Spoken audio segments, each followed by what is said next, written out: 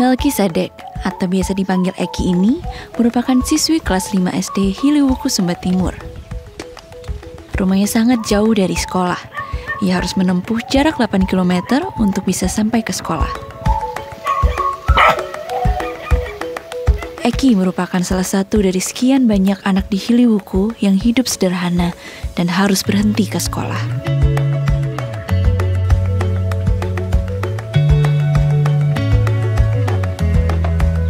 Sejak pandemi, sekolah diliburkan dan ia pun hanya di rumah dan mengurus ternak. Sadar dengan kondisi seperti itu, guru Tangan Pengharapan datang mengajar dari rumah ke rumah sejak kegiatan di sekolah diliburkan. Ini apa? Pohon. Francisca Meodara, guru Yayasan Tangan Pengharapan asal dari Flores ini, harus menyusuri jalanan kering di tengah sabana Pulau Sumba untuk bisa menemui murid-muridnya. Dengan sepeda motor ini, ia membulatkan tekad mengajar di wilayah pedalaman. Selamat siang, saya Francisca.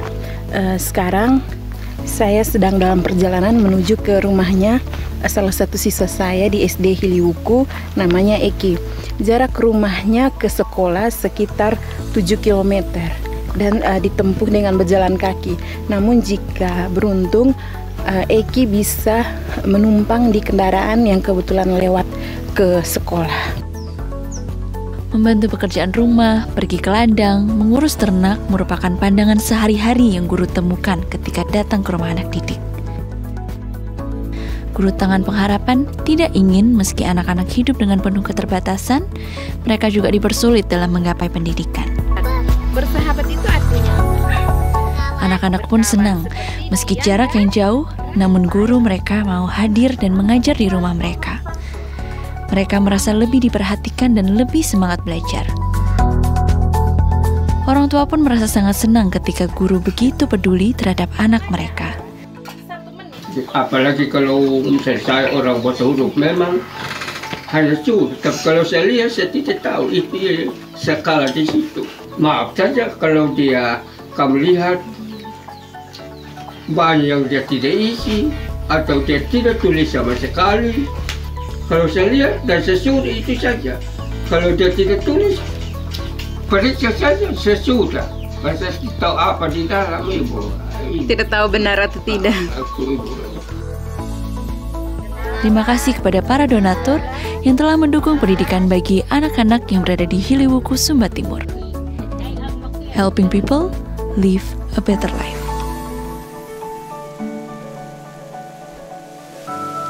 Apakah Anda tahu bahwa masih terdapat daerah tertinggal di wilayah barat Indonesia? Salah satunya berada di satu pulau kecil di wilayah Sumatera Barat, yaitu Pulau Mentawai. Di pulau ini, ada satu desa yang bernama Muntai. Di sanalah Tangan Pengharapan membuka Feeding and Learning Center agar anak-anak bisa mendapatkan pendidikan. Desa ini terletak di pedalaman wilayah Kepulauan Mentawai, Sumatera Barat. Desa yang diapit oleh dua desa, yaitu Desa Mailepet dan Desa Muara Siberut.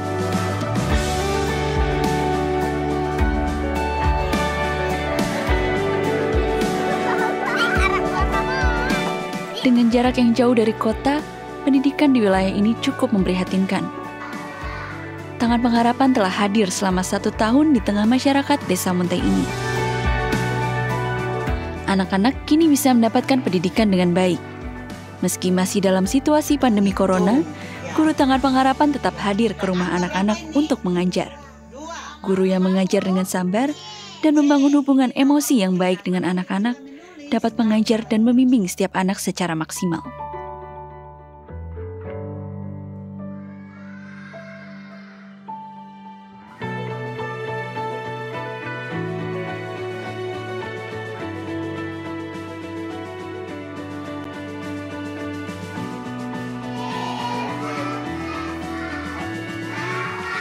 Orang tua merasa bersyukur, kini ada guru yang memperhatikan pendidikan bagi anak mereka. Orang tua percaya dengan adanya guru dapat membantu anak menemukan masa depan mereka yang lebih baik.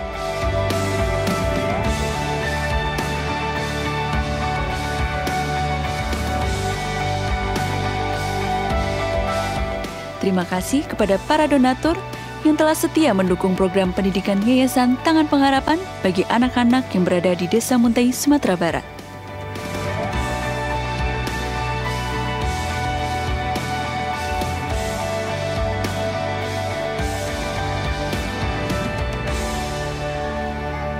helping people live a better life. Ikuti Daily Devotion setiap hari Senin sampai dengan Jumat pukul 6 pagi waktu Indonesia Barat di YouTube Henny Kristianus dan pukul 7 pagi waktu Indonesia Barat di YouTube Yohanes Kristianus. Saksikan tayangan Journey Tangan Pengharapan setiap hari Jumat pukul 7 malam waktu Indonesia Barat di YouTube Tangan Pengharapan Henny Kristianus dan di live Instagram Henny Kristianus. Pelayanan doa dan konseling atau jika Anda memiliki doa yang terjawab, Anda dapat mengirimkan permohonan doa konseling atau kesaksian atas jawaban doa Anda melalui Google Form, WhatsApp, atau email impactcommunity.id@gmail.com. Impact Community Indonesia memiliki sebuah komunitas untuk kita bertumbuh bersama. Bagi Bapak Ibu Saudara yang ingin bergabung di Komsel Impact Community Indonesia, dapat mengisi link form pendaftaran di bawah ini. Mari bergabung dalam ibadah Minggu Impact Community Indonesia, besok pukul 10 pagi waktu Indonesia Barat. Mari bergabung dalam ibadah online Impact Community Indonesia hari Sabtu depan pukul 6 sore waktu Indonesia Barat dan hari Minggu pukul 10 pagi waktu Indonesia Barat di YouTube Henny Kristianus dan juga live Instagram Yohanes Kristianus dan Henny Kristianus. Mari bergabung dalam Natal Impact Family melalui Zoom hari Sabtu tanggal 5 Desember 2020 pukul 2 waktu Indonesia Barat. Acara ini gratis dan terbatas. Anda bisa mendaftar dengan mengisi form atau scan QR Code yang ada di layar. Temukan dan ikuti media sosial kami di YouTube dan Instagram Impact Community Indonesia, di mana Anda bisa mendapatkan firman Tuhan dan pujian yang memberkati. Tangan Pengharapan membuat merchandise positif PYTP dan batik Tangan Pengharapan untuk menolong pendidikan anak-anak pedalaman Indonesia. Pembelian dapat dilakukan di online store Tangan Pengharapan, di Tokopedia, Shopee, dan WhatsApp merchandise Tangan Pengharapan di 0813 1100 5568. Bagi Bapak dan Ibu yang diberkati Impact Community, ingin memberikan persembahan atau donasi dapat disalurkan ke rekening Bank Yayasan Tangan Pengharapan dan QR Code BCA Mobile, GoPay, OVO, Dana, Shopee, dan link aja.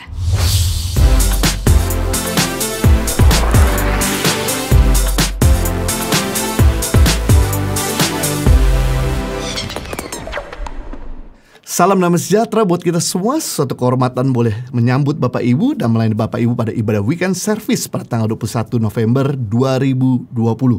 Bagi saudara yang sudah join dalam ibadah online, Anda bisa menginformasikan di kolom chat dari mana Anda berasal, sehingga tim kami bisa menyambut Bapak Ibu. Dan terima kasih untuk kehadiran Bapak Ibu pada ibadah weekend service Impact Community Indonesia. Dan bagi saudara yang sudah join juga, jangan lupa untuk share link ibadah hari ini untuk memberkati rekan-rekan yang lain dan juga keluarga yang dimana mereka belum bersama-sama dengan kita. Dan sebentar kita akan saksikan video peduli sesama berkat bantuan Bapak Ibu. Sampai dengan minggu 39 kita masih bisa memberikan bantuan buat mereka membutuhkan pada masa pandemi COVID-19. Mari kita saksikan video berikut ini.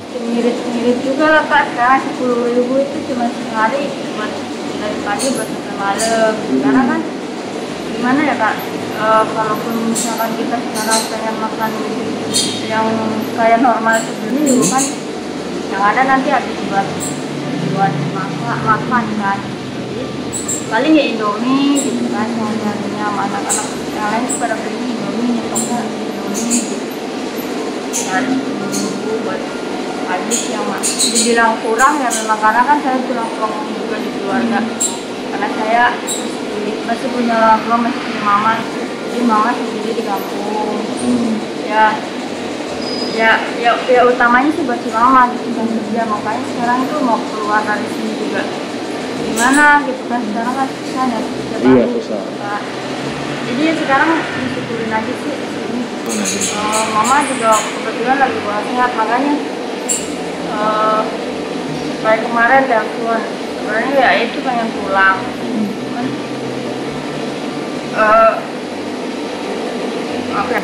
Pengen pulang kemarin, mama bilang katanya pulang aja dulu, kata gimana mau pulang katanya gitu kan, karena kan buat biaya mungkin buat ongkosnya juga gitu kan nanti di rumah, terus paling kemarin itu cuman ngirimin buat berobat si mama gitu kampung, makanya aku merantau gitu kan buat bantu keuangan juga di rumah gitu kan buat mama kan, apalagi tinggal mama kan, apa udah meninggal dari umur aku masih mau naik kelas 2 SD, itu udah lama banget. berhenti mama cuma itu ngidupin dari aku masih mau masuk kelas 2 SD gitu kan, sendirian. Makanya gue tuh pengen banget lihat mama gitu kan, pengen banget mewujudin apa yang mama mau gitu. Cuman ya gimana gitu kan, Kak, jadinya kayak gini gitu kan.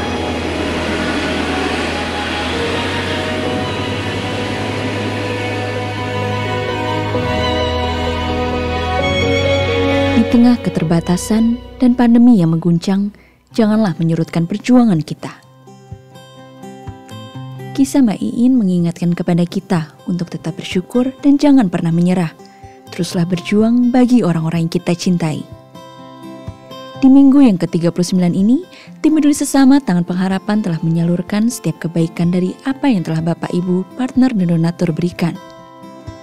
450 makanan siap saji, 845 paket sembako dan dana tunai bagi 62 kepala keluarga yang membutuhkan. Total keseluruhan bantuan yang telah diberikan sebanyak 4.172 APD yang disalurkan ke rumah sakit dan puskesmas, 12.633 paket makanan siap saji beserta sarung, lotion anti nyamuk dan masker, 28.697 paket sembako, dan bantuan dana tunai kepada 1.619 kepala keluarga yang membutuhkan. Peduli Sesama Tangan Pengharapan telah menjangkau 121 titik lokasi yang tersebar di seluruh pedalaman Indonesia, seperti Nias, Sumatera Utara, Mentawai, Pekanbaru, Bengkulu, Lampung, Kalimantan Barat, Kalimantan Tengah dan Timur, Jakarta, Bogor, Bekasi, Tangerang, Jawa Barat, Jawa Tengah dan Yogyakarta, Jawa Timur, Sumba, Timur NTT, Loji Sulawesi Tengah, Maluku Utara, Papua Barat, dan Papua. Saya sudah sampai di rumah Bapak Petrus Lake sama dengan anak-anak. Pekerjaan beliau setiap hari adalah buruh bangunan dan keluarga ini berjumlah 7 orang.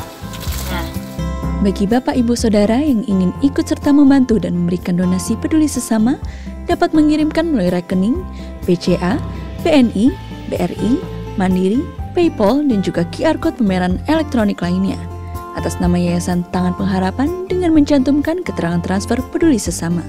Dan mohon kirimkan bukti transfer ke call center kami melalui nomor WA 0811 977 7745. Terima kasih kepada para donatur yang membantu mereka yang membutuhkan melalui pertolongan Yayasan Tangan Pengharapan. Helping people live a better life. Setulus hati mengucapkan banyak terima kasih atas support dan dukungan Bapak Ibu. Lewat bantuan dan support Bapak Ibu, kita masih bisa terus menyalurkan bantuan sampai dengan minggu ke-39. Kami berdoa biar setiap benih yang sudah tabur Tuhan lipat gandakan dan memberikan penghiburan buat mereka yang telah menerima bantuan. Dalam kesempatan ini kami ingin mempromosikan merchandise Tangan Pengharapan, karena lewat merchandise Tangan Pengharapan kami komitmen untuk menyalurkan semua keuntungan bagi pendidikan anak-anak di pedalaman Indonesia. Kami ada merchandise model-model terbaru, yaitu hoodie long dress khusus wanita dengan desain dan warna yang berbeda, dan kemudian juga hoodie lengan pendek unisex, bisa laki bisa perempuan, cool dan elegan. Ada hoodie-nya di belakang dan juga saya kenakan, sangat nyaman untuk kita nikmati baik di udara dingin maupun di udara yang cukup panas seperti kondisi di Jakarta.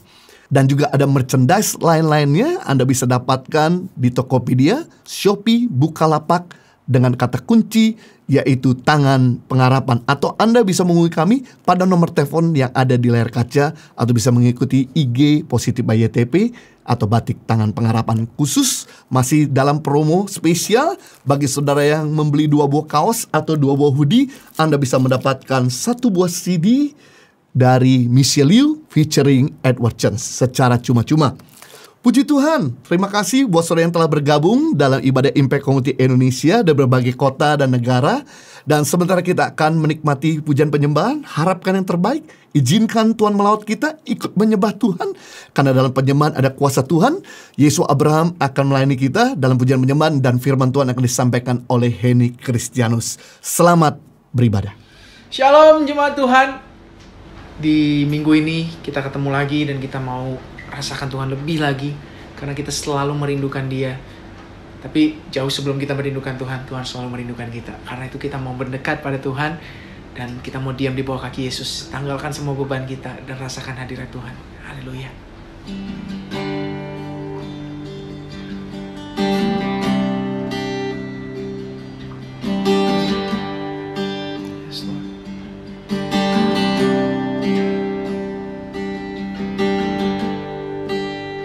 Mendekat padamu itu rinduku.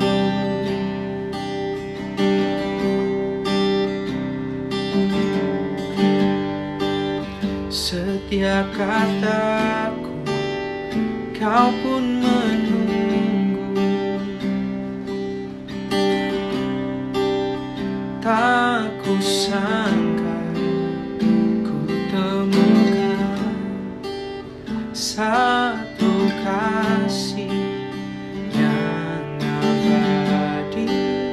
Kini ku datang dan ku bawa hidupku.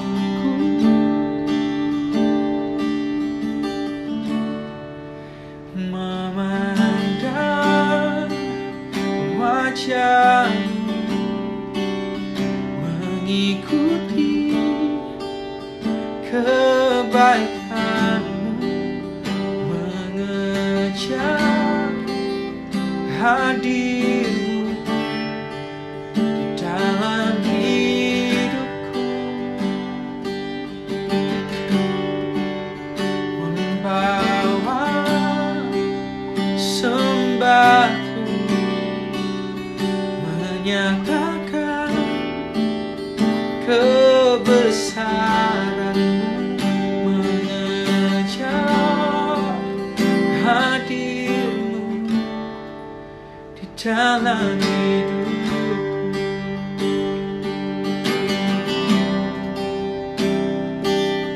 Oh, mengejarmu Tuhan.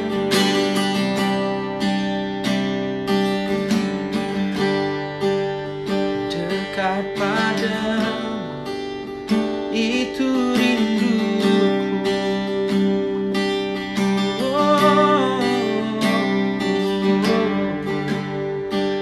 Setiap kataku kau pun menunggu. Aku Tuhan, tak kusangka ku temukan satu kasih yang abadi. Kini ku datang dan ku bawa hidupku.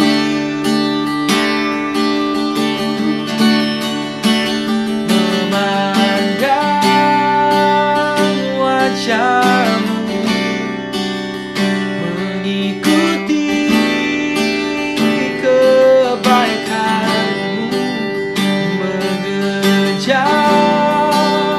hadirmu di dalam hidupku.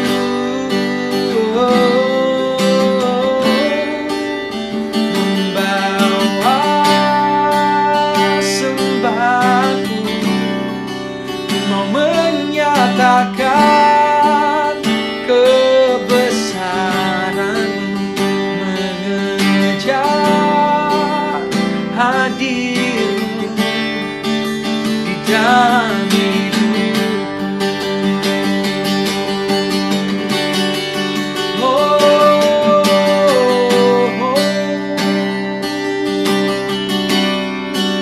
Kau tak pernah sulit untuk ditemui, selalu tersedia untukku Tuhan, selalu tersedia untukku. Kau sabar menantikanku, kau sabar menunggu aku Tuhan. Seringkali ku lupa tak pernah. Seringkali ku menjauh, namun kau tak pernah. Kau setia menantikanku pulang. Kau setia menungguku kembali. Dan saat ku menantikanmu, kau hadir menghampiriku dan memelukku erat. Di dalam hadiratmu ku lihat senyummu. Oh, ku lihat wajahmu penuh kemuliaan-Mu Tuhan. Oh, oh Yesus, bawaku lebih dekat lagi, lebih dalam lagi. Yes. Memandang wajahmu, mengikuti kebaikanmu, mengejar hadirmu di dalam hidupku, membawa sembahku, menyatakan kebesaran-Mu, mengejar hadir-Mu, mendekat padamu, merasakan peluk-Mu di dalam hidupku.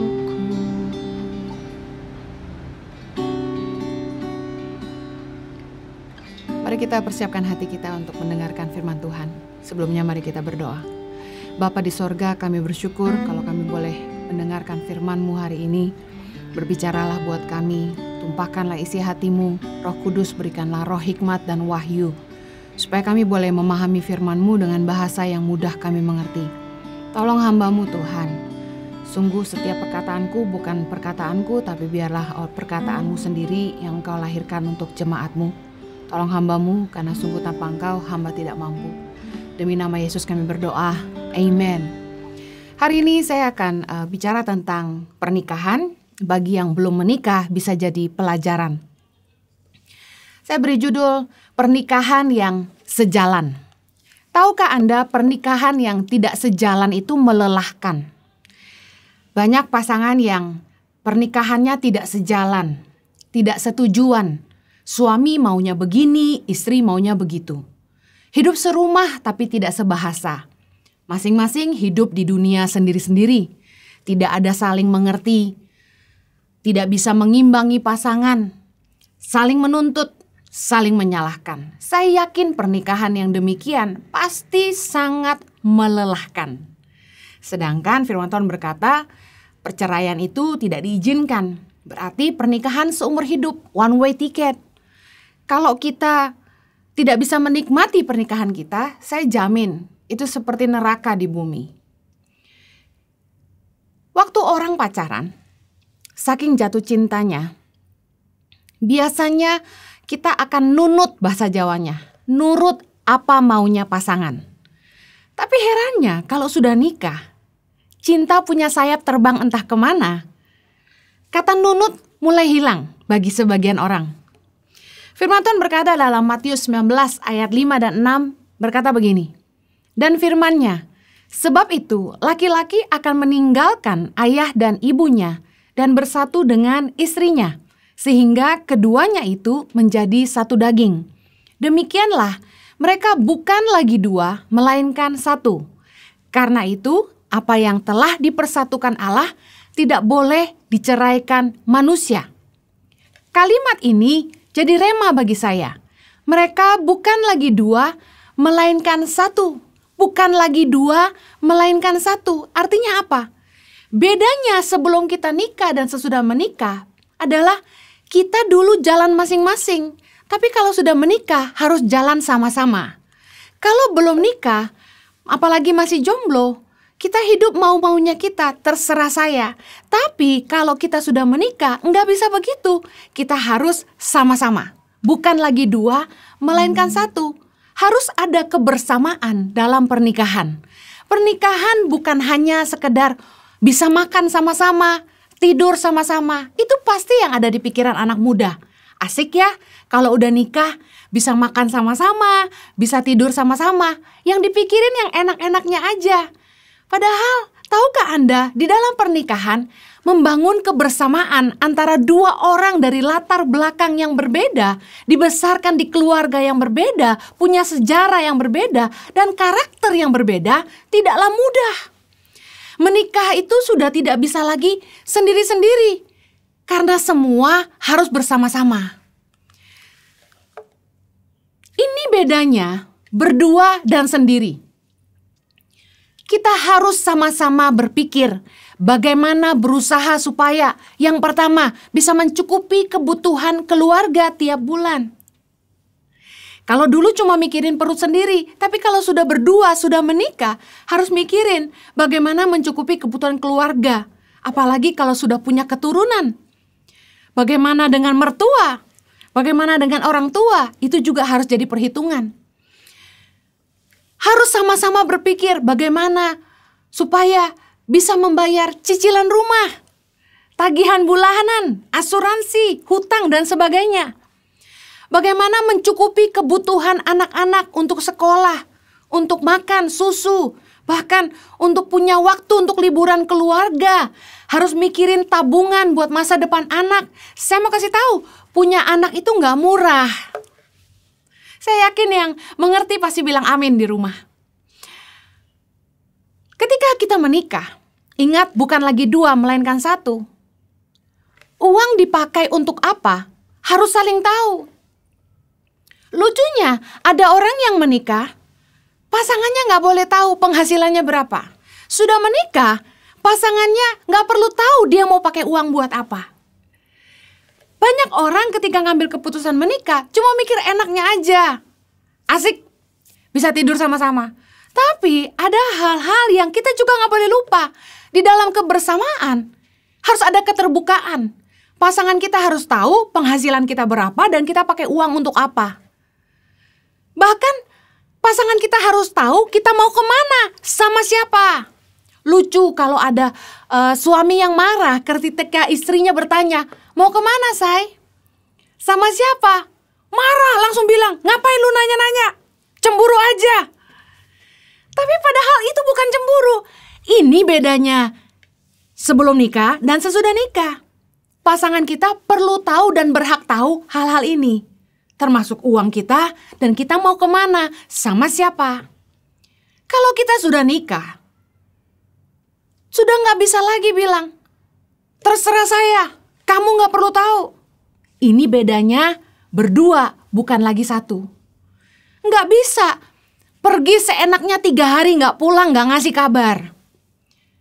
Mana bisa istri bilang sama suami, saya nggak mau ikut kamu. Atau sebaliknya suami nggak mau pulang. Nggak bisa, kalau udah nikah harus sama-sama. Sekali lagi, ini bedanya berdua dan bukan sendiri. Bagi yang mau nikah, harus ngerti ini. Karena banyak yang gak suka, merasa dikontrol, merasa istrinya mau tahu. Bahkan lucu, ninggalin istrinya sebulan, gak pulang, gak berasa salah. Ketika dicari sama istrinya, malah marah. Gak nafkain istri protes, nagih, marah. Padahal inilah ceritanya berumah tangga, bahwa kita harus ada tanggung jawabnya. Menikah itu punya tanggung jawab kepada pasangan yang kita nikahi. Kita nggak bisa ngambil keputusan sendiri. Ada hal-hal penting yang kita harus diskusi. Nggak bisa terserah saya, maunya saya. Setiap keputusan yang kita ambil, apalagi hal-hal yang penting, harus mikirin kepentingan bersama, bukan lagi saya tapi bersama. Kepentingan keluarga. Bahkan seperti mau kerja di mana, itu harus mempertimbangkan keluarga. Seandainya dapat pekerjaan di luar kota, terus istri gimana? Anak-anak gimana? Nah, anehnya ada orang-orang yang sudah nikah, itu nggak jadi bahan pertimbangan. Bahkan yang lebih lucu begini, udah nikah tapi jalan sendiri-sendiri, maunya sendiri. Menurut saya yang begini jangan nikah. Menikah itu ada tanggung jawabnya sama keluarga. Contohnya, ketika mau bikin rencana apapun, janji dengan siapapun, kita harus consider hari-hari penting bagi keluarga kita, bagi pasangan kita. Contoh, ulang tahun pasangan, ulang tahun anak, anniversary pernikahan, hari Natal atau hari raya. Harus jadi prioritas waktu untuk keluarga dan pasangan. Kita harus pertimbangkan itu sebelum kita bikin rencana atau janji dengan orang lain. Aneh sekali kalau di hari anniversary pernikahan Anda malah bikin janji kumpulnya sama orang lain. Aneh sekali kalau hari Natal yang waktunya kumpul keluarga Anda malah terima pekerjaan di luar kota atau di luar negeri yang membuat anak istri Anda jauh dari Anda. Kecuali keluarganya dibawa juga. Saya sama Jojo melewati fase ini. Saya mau bilang, orang yang boleh dating adalah orang yang dewasa. Kenapa? Karena di dalam hubungan suami istri itu ada komitmen. Makanya kalau nggak dewasa jangan nikah. Dari sejak dating udah mesti belajar komitmen sama pasangan. Kalau kita hanya mikir enaknya aja, enak ya nikah ya, bisa ada yang ngidupin kita, bisa punya keturunan, nggak kesepian. Jangan cuma mikir enaknya aja. Banyak hal-hal yang ketika jadi sebuah tanggung jawab dalam pernikahan, orang melupakannya. Yaitu seperti tadi. Nggak bisa milih pekerjaan enak-enak sendiri. Nggak mikir istri gimana, suami gimana, anak gimana. Lalu karena pekerjaan tinggal pisah. Lalu bikin janji sama orang, terima job-job, tanpa mempertimbangkan hari-hari penting buat keluarga. Dalam pernikahan yang sehat, kita nggak jalan sendiri-sendiri, karena kita bukan lagi dua, tapi satu. Saya dulu pernah kesal sama Jojo karena suka terima jadwal pelayanan gereja-gereja, bahkan undangan untuk memimpin tur ke Holy Land, tanpa mempertimbangkan hari anniversary pernikahan dan ulang tahun kami. Ulang tahun saya, ulang tahun anak-anak saya, bahkan ulang tahun Jojo sendiri. Sedih juga, tiap kali Natalan kita jomblo di rumah. Suami entah kemana, ngumpulnya sama orang lain. Kami pernah lewatin fase ini dan saya bilang sama suami saya, saking kesalnya, saya pernah tercetus omongan seperti ini. Saya bilang gini, Jo, kalau suatu hari nanti saya mati, kamu jangan nikah lagi deh. Kamu itu tidak perlu istri. Wah, saking jengkelnya saya. Karena gemes gitu loh. Kok terima jadwal gak pusing, istri oke gak ya? Tapi puji Tuhan, tambah umur tambah dewasa. Akhirnya suami saya berubah. Dia kalau mau dapat undangan yang bakal kena di hari ulang tahun atau anniversary, biasanya dia tanya saya. Tentu sebagai istri berat bilang iya. Tapi juga ada keselnya sama beberapa orang yang gak mikirin gitu loh. Pendeta juga punya keluarga. Justru yang sering kali ngundang Jojo nih gak consider saya dan anak-anak saya. Mintanya Jojo temani di waktu Natal. Mending kalau dia nawarin, Jo kamu temani kami pergi ke Holy Land. Saya bayarin kamu dan istrimu dan anak-anakmu. Ini enggak, saya bawa kamu aja. Lah dia gak mikir, Natalan Jojo juga punya keluarga. Sekalian curhat, mudah-mudahan yang ngajak nonton khotbahnya. Well, kelihatannya sederhana. Tapi tahukah Anda, hal-hal kecil tuh bisa jadi masalah. Malahan begini, biasanya kalau pernikahan sudah mulai bermasalah, justru hal-hal yang dianggap sepele yang jadi masalah. Contoh, mulai bohong makan sama siapa, mulai bohong uang habis buat apa. Nah biasanya kalau istri-istri itu mulai merasa tidak aman sama suaminya, pertanyaannya juga udah beda. Nanyanya gini, chatting sama siapa sih? Mau kemana sih? Sama siapa sih? Justru istri yang merasa aman biasanya nggak gitu banyak tanya. Atau bisa jadi gini, sudah mati rasa. Saya paling jengkel sama orang-orang yang suka chatting suami saya di malam hari. Maksudnya udah malam banget. Di atas jam 10 masih chatting sama suami saya. Pernah saya dapati setengah 12 malam, jam 1 pagi masih chatting sama suami saya. Saking penasaran, saya pakai gaya halus, saya peluk dari belakang. Saya bilang, tidur say, padahal mata saya melirik HP-nya. Chatting sama siapa sih? Kalau ditanya kan dia marah, jadi kita harus ngerti jurusnya. Well, apa yang telah dipersatukan Allah tidak boleh diceraikan manusia, kata firman Tuhan. Kita cenderung berpikir yang memisahkan suami istri itu pasti orang luar. Padahal, tahukah Anda? Di dalam pernikahan, banyak keputusan dan tindakan kita yang membuat pernikahan kita nggak bisa lagi jalan sama-sama. Saya ibaratkan kebersamaan dalam hubungan kita suami istri itu seperti langkah kaki. Coba bayangkan kedua kakimu. Apa yang terjadi ketika yang satu lebih lambat? Atau yang satu memilih arah yang berbeda? Bisa jalankah? Nyamankah? Bayangkan pernikahan itu nggak cuma sehari 2 hari, nggak cuma setahun 2 tahun. Pernikahan itu seumur hidup. Apakah Anda mau menikmati pernikahan Anda? Atau Anda sungguh-sungguh dilelahkan dalam pernikahan Anda? Keputusan di tangan Anda. Karena pernikahan itu bukan lagi sendiri, tapi berdua. Kebersamaan itu seperti langkah kaki, harus kompak, harus sehati. Saya mau tutup dengan ini. Apa yang membuat suami istri sulit bersatu? 3 hal. Yang pertama, tidak seiman. Yang kedua, tidak sevisi. Yang ketiga, tidak sepakat. Mari kita bahas tidak seiman. Apa yang membuat suami istri sulit bersatu? Jawaban yang pertama adalah tidak seiman. Dalam 2 Korintus 6 ayat 14 dikatakan begini, janganlah kamu merupakan pasangan yang tidak seimbang dengan orang-orang yang tak percaya. Sebab persamaan apakah terdapat antara kebenaran dan kedurhakaan? Atau bagaimanakah terang dapat bersatu dengan gelap? Firman Tuhan berkata, pasangan yang tidak seimbang dengan orang-orang yang tak percaya. Artinya begini, orang yang tidak seiman, pasangan yang tidak seiman itu tidak seimbang. Saya ulangi, pasangan yang tidak seiman itu tidak seimbang. Kok bisa? Karena ketika suami istri bersatu, itu ada 3 hal yang harus bersatu. Yang pertama, tubuh. Cara menyatukan tubuh tentu dengan berhubungan suami istri. Cara menyatukan jiwa dengan lewat komunikasi, rekreasi, quality times, family time, sharing hobi. Nah, cara menyatukan roh harus berdoa bersama, mesbah keluarga, saling mendoakan. Nah, masalahnya kalau tidak seiman, tidak bisa berdoa bersama.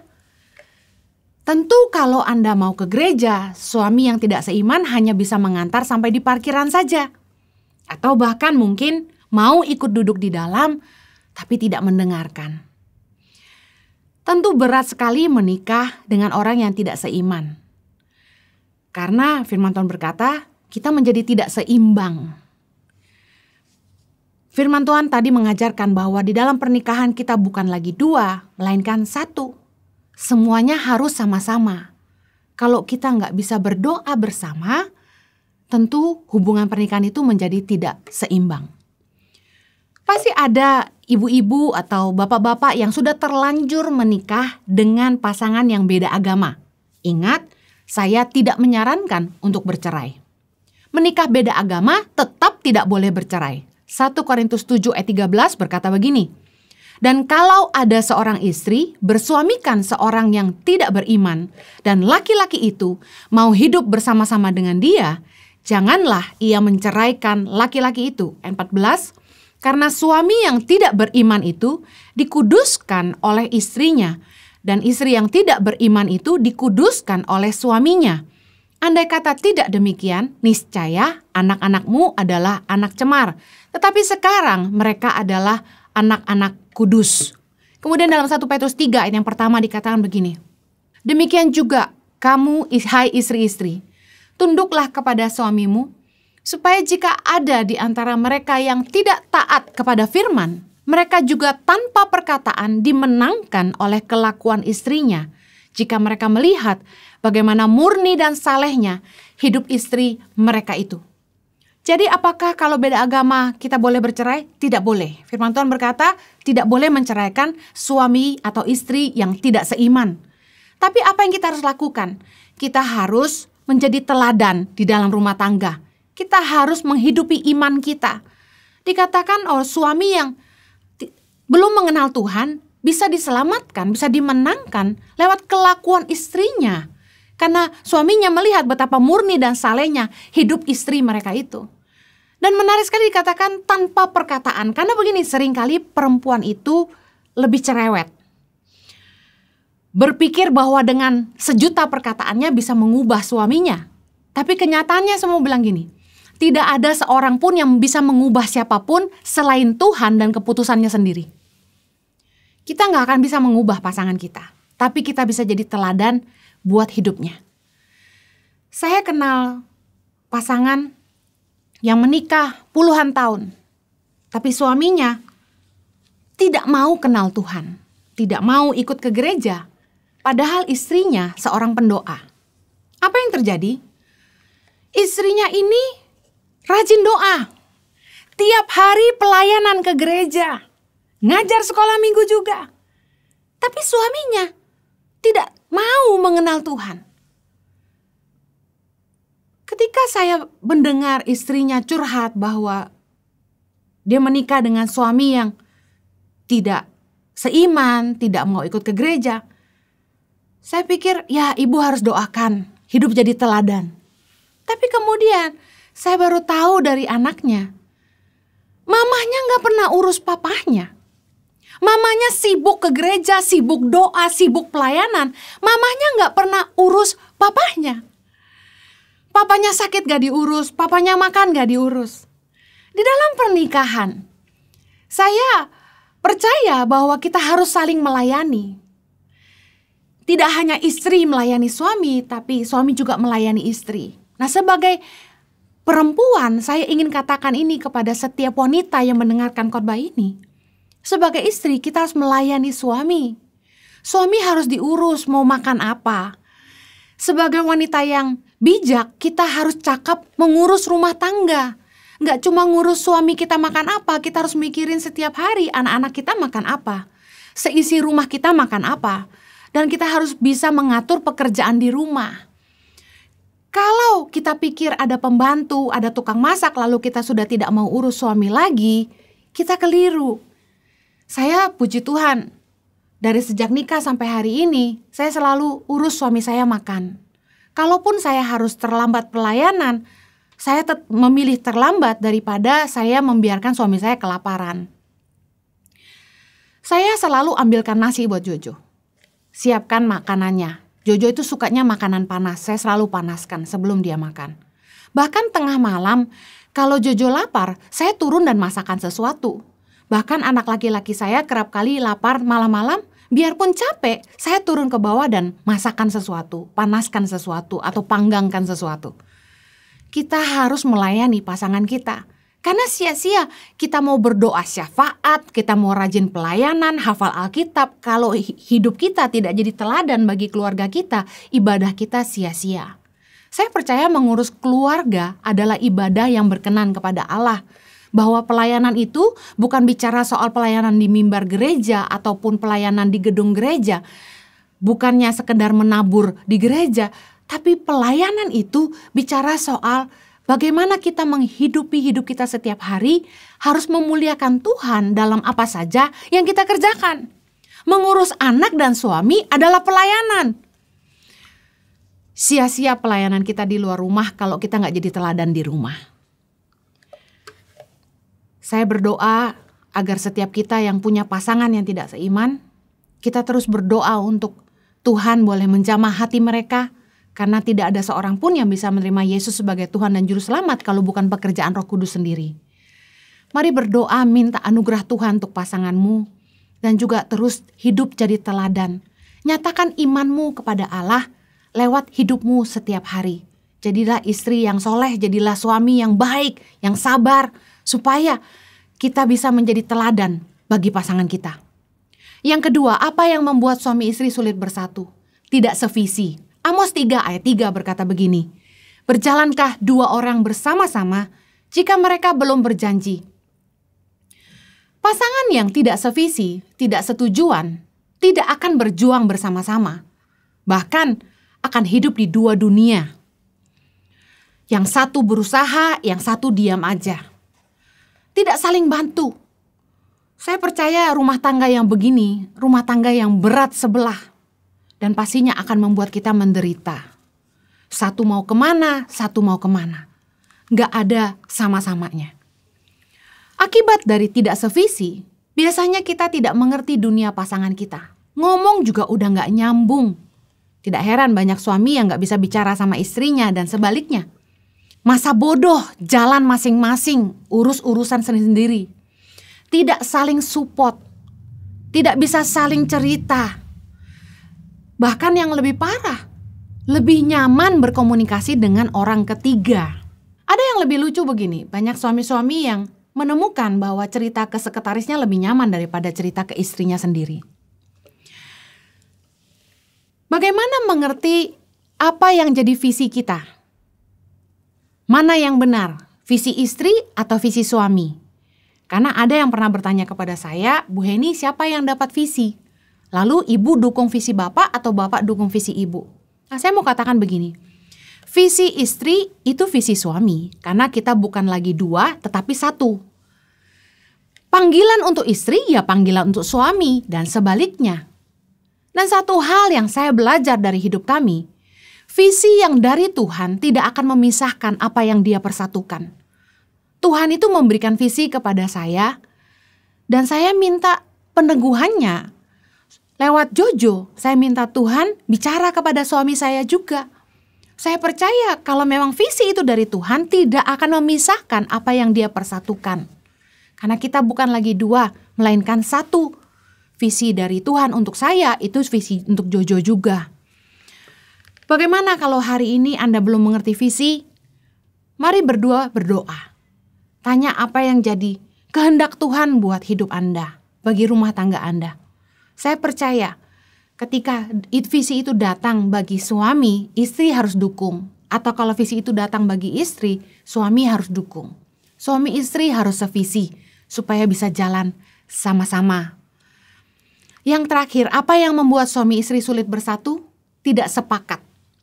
Matius 18 ayat 19 berkata begini, dan lagi aku berkata kepadamu, jika dua orang daripadamu di dunia ini sepakat meminta apapun juga, permintaan mereka itu akan dikabulkan oleh Bapakku yang di sorga. Kuasa sepakat itu luar biasa. Tuhan akan memberkati orang-orang yang sepakat. Jika dua orang bicara soal suami istri sepakat meminta apapun juga, pasti akan dikabulkan oleh Bapa yang di sorga. Tahukah Anda, tidak sepakat itu penghalang berkat. Kenapa banyak pasangan yang tidak sepakat? Yang pertama, karena tidak lemah lembut. Matius 11 ayat 29, Yesus berkata, belajarlah padaku, karena aku lemah lembut dan rendah hati, dan jiwamu akan mendapat ketenangan. Saya percaya kalau kita lemah lembut, kita akan bicara dengan baik dengan pasangan kita. Banyak orang yang tidak lemah lembut, kasar sama pasangannya. Kata-katanya menyakitkan. Kata-katanya selalu menyakiti hati pasangannya. Nah, biasanya karakter yang bermasalah, kasar, tidak mau mendengarkan. Ini yang jadi masalah. Saya mau bilang sama yang belum menikah. Menikah itu jangan cuma lihat wajah dan uangnya. Karakter yang buruk akan membuat kita menderita. Banyak suami-suami yang malas kerja. Istri yang tidak mau mendukung suami. Istri yang perkataannya tidak menguatkan tapi malah melemahkan. Karakter bisa jadi masalah. Herannya gini, kalau sudah nikah, yang tadinya baik waktu pacaran bisa kasar sama pasangannya. Bicaranya sudah nggak lemah lembut. Amarahnya diluapkan, emosinya diluapkan, sehingga rumah tangga itu seperti neraka. Saya mau kasih tahu, luka dan kemarahan membuat suami istri tidak bisa sepakat. 1 Petrus 3 ayat 7 berkata gini, demikian juga kamu hai suami-suami, hiduplah bijaksana dengan istrimu sebagai kaum yang lebih lemah. Hormatilah mereka sebagai teman pewaris dari kasih karunia, yaitu kehidupan, supaya doamu jangan terhalang. Jangan sampai sakiti hati pasanganmu sehingga doamu terhalang. Ketidaksepakatan adalah penghalang berkat. Kenapa ayat ini ditujukan kepada suami-suami? Karena biasanya laki-laki yang kasar. Laki-laki yang suka main tangan. Biasanya, tidak semua. Tapi saya sarankan, kalau Anda ingin rumah tanggamu lebih baik, berhentilah kasar. Baik dalam perkataanmu maupun tindakanmu. Istri-istri juga lebih lembut dalam berkata-kata. Bahkan ketika anakmu ada yang suka melawan, firman Tuhan berkata, perkataan yang lemah lembut yang bisa membimbing orang-orang yang suka melawan. Yang terakhir, apa yang menyebabkan orang tidak sepakat? Karena tidak rendah hati. Ego masing-masing, jalan masing-masing, maunya sendiri-sendiri. Tidak sehati itu juga karena merasa lebih tahu, lebih pandai, lebih benar, lebih berjasa. Roma 12 ayat 16 berkata, hendaklah kamu sehati, sepikir dalam hidupmu bersama. Dan di akhir ayat ini dikatakan, jangan menganggap dirimu pandai. Banyak kali kita merasa sok tahu, sok lebih benar. Saya sama Jojo pernah mengalami tidak sepakat. Tapi kemudian saya belajar untuk percaya bahwa Tuhan juga bisa bicara kepada suami saya. Bahwa Tuhan juga bisa pakai suami saya seperti Dia memakai saya. Saya mau tutup dengan ayat terakhir. Filipi 2 ayat 2. Karena itu sempurnakanlah sukacitaku dengan ini. Hendaklah kamu sehati sepikir dalam satu kasih, satu jiwa, satu tujuan, dengan tidak mencari kepentingan sendiri atau puji-pujian yang sia-sia. Sebaliknya, hendaklah dengan rendah hati yang seorang menganggap yang lain lebih utama daripada dirinya sendiri. Dan janganlah tiap-tiap orang hanya memperhatikan kepentingannya sendiri, tetapi kepentingan orang lain juga. Mari hidup dalam rumah tangga kita sejalan, sehati sepikir dalam satu kasih, satu jiwa, satu tujuan. Jangan membiarkan pernikahanmu tidak sejalan, karena itu akan sangat melelahkan. Mari kita berdoa. Bapa, tolong kami supaya kami boleh mempunyai pernikahan yang bahagia, yang indah, yang sehati. Tolong Tuhan buat suami istri yang tidak sepakat, supaya ada roh lemah lembut untuk kami saling mengampuni satu sama lain. Berikan kerendahan hati Tuhan, untuk tidak merasa diri lebih benar, tapi mau mengerti pasangan, mau menyelami dunia pasangan. Juga Tuhan tolong buat suami istri yang mungkin pasangannya tidak seiman. Biarlah hidup mereka jadi teladan dan mereka terus mendoakan pasangan. Saya percaya Tuhan, kalau satu orang diselamatkan, seisi rumah akan dimenangkan. Bapak berdoa Tuhan memulihkan setiap rumah tangga. Kami juga yang belum menikah, Tuhan tolong supaya kami bijaksana memilih siapa yang akan jadi pasangan kami seumur hidup ke depannya. Demi nama Yesus kami berdoa. Amen. Saya percaya kita semua sudah diberkati firman Tuhan disampaikan Henny Kristianus. Pernikahan yang tidak sejalan. Yang pertama tidak seimbang, yang kedua tidak setujuan, dan yang ketiga tidak sepakat. Satu firman Tuhan yang menginspirasi dan memberkati kita semua. Dalam kesempatan ini kami ingin memberikan pengumuman. Mari bergabung dalam ibadah Impact Community Indonesia hari Minggu besok, tanggal 22 November jam 10 pagi waktu di sebagian barat.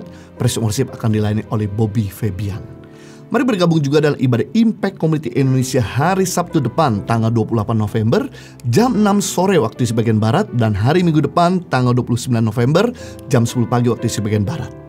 Bagi saudara yang ingin bergabung dalam Komsel Impact Community Indonesia, sebuah komunitas di mana kita bisa bertumbuh bersama-sama, Anda dapat mengisi link form pendaftaran yang ada di layar kaca. Christmas in the Corner, sebentar lagi kita masuk bulan Natal. Kami ada acara Natal khusus bersama. Mari bergabung dalam Fellowship Natal Impact Family Gathering melalui virtual hari Sabtu tanggal 5 Desember 2020 jam 2 sore waktu Indonesia bagian Barat, tempat terbatas. Pendaftaran gratis hanya dengan mengisi registration form atau scan QR code yang ada di layar Anda.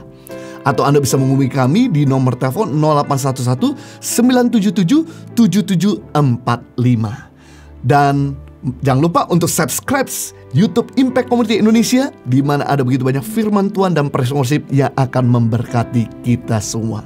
Bagi saudara yang diberkati lewat ibadah Impact Community Indonesia, dan bagi saudara yang ingin menolong pendidikan bagi anak-anak di pedalaman Indonesia, Anda bisa menyalurkan donasi Bapak Ibu atau persembahan Bapak Ibu pada nomor rekening yang ada di layar kaca. Setulus hati mengucapkan banyak terima kasih atas support dan dukungan Bapak Ibu. Lewat bantuan Bapak Ibu, begitu banyak orang-orang yang dikuatkan, kerajaan Allah diperluas, dan kami berdoa setiap benih yang saudara tabur Tuhan kembalikan berlipat kali ganda. Mari kita persiapkan hati untuk berdoa.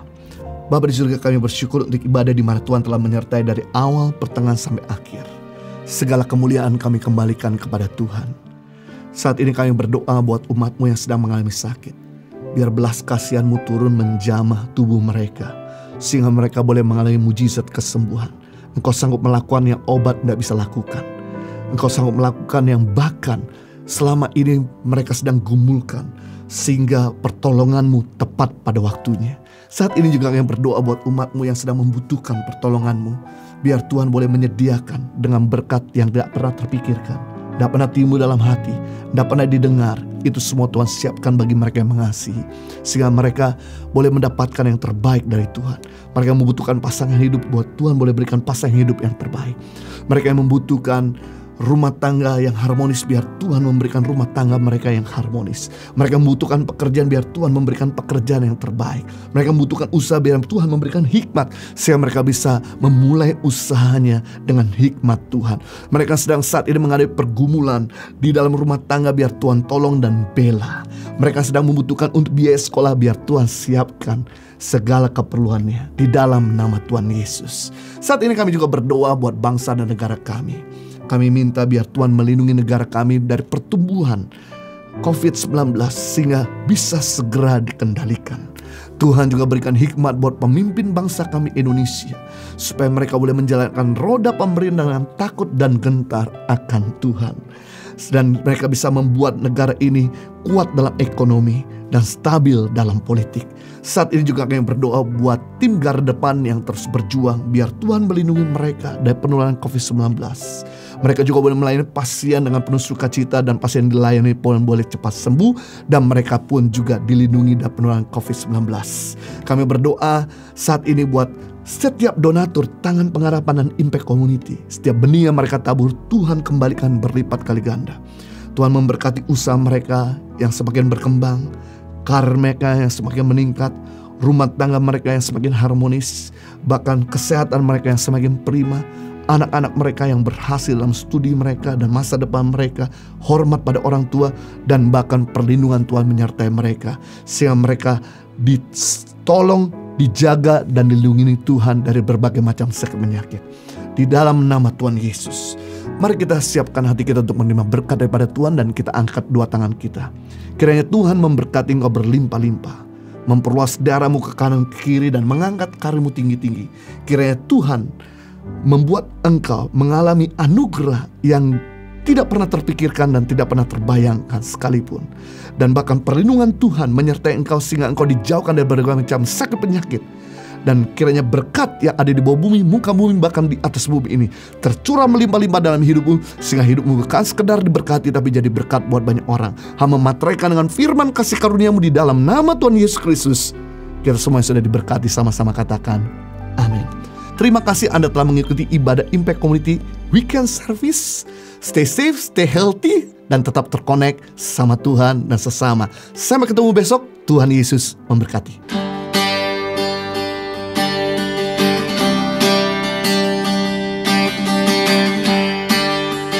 Selalu bersyukur Tuhan. Ku mau selalu bersyukur, sebab cintamu padaku takkan pernah berubah. Hatiku percaya, walau bumi bergoncang, gunung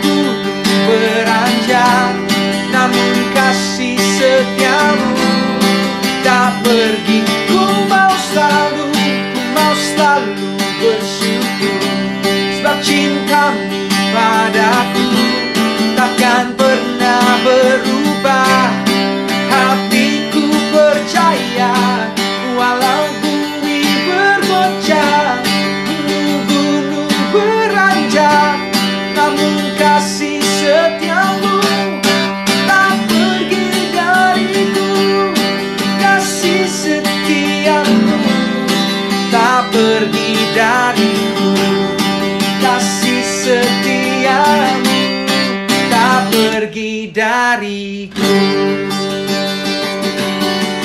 Haleluya.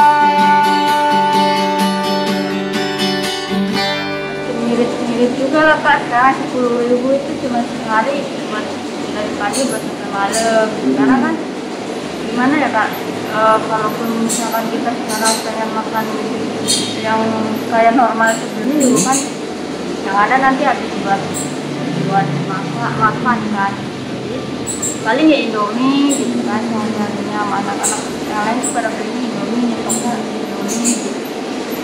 Dan nunggu buat habis yang dibilang kurang ya memang karena kan saya tulang-tulang juga di keluarga. Karena saya masih punya orang tua, masih punya mama, jadi mama sendiri di kampung.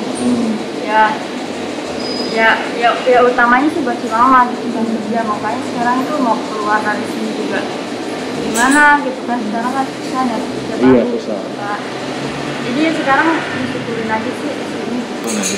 Mama juga kebetulan lagi buat sehat, makanya kayak kemarin telepon sebenarnya ya itu pengen pulang, cuman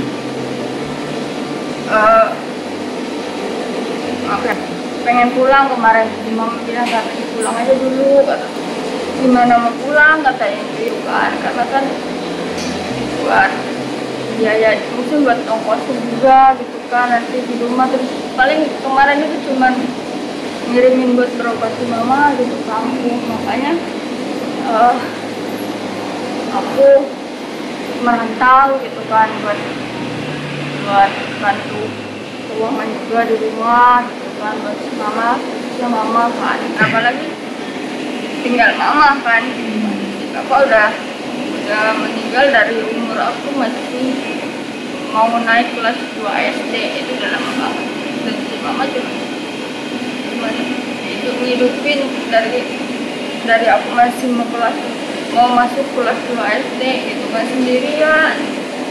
Makanya aku tuh pengen banget lihat mama gitu kan, pengen banget ngewujudin apa yang mama mau gitu. Cuman ya gimana gitu kan Kak, jadinya kayak gini gitu kan.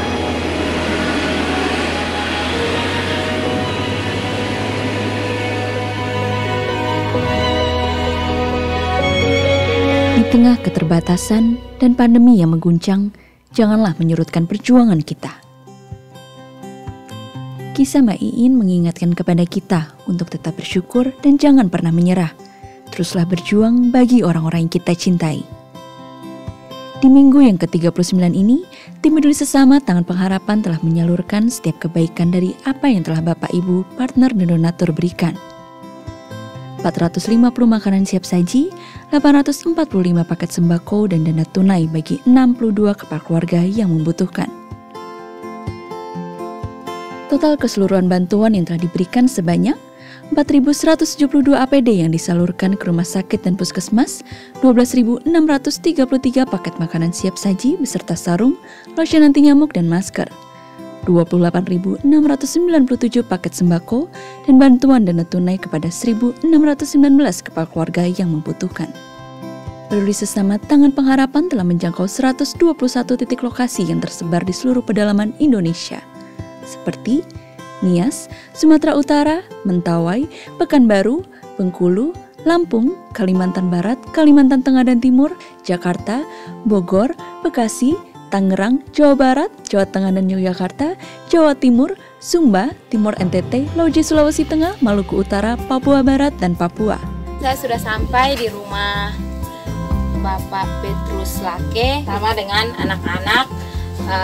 Pekerjaan beliau setiap hari adalah buruh bangunan dan keluarga ini berjumlah 7 orang. Nah, bagi Bapak Ibu Saudara yang ingin ikut serta membantu dan memberikan donasi peduli sesama, dapat mengirimkan melalui rekening BCA, BNI, BRI, Mandiri, PayPal, dan juga QR Code pembayaran elektronik lainnya atas nama Yayasan Tangan Pengharapan dengan mencantumkan keterangan transfer peduli sesama. Dan mohon kirimkan bukti transfer ke call center kami melalui nomor WA 0811 977 7745. Terima kasih kepada para donatur yang membantu mereka yang membutuhkan melalui pertolongan Yayasan Tangan Pengharapan. Helping people live a better life.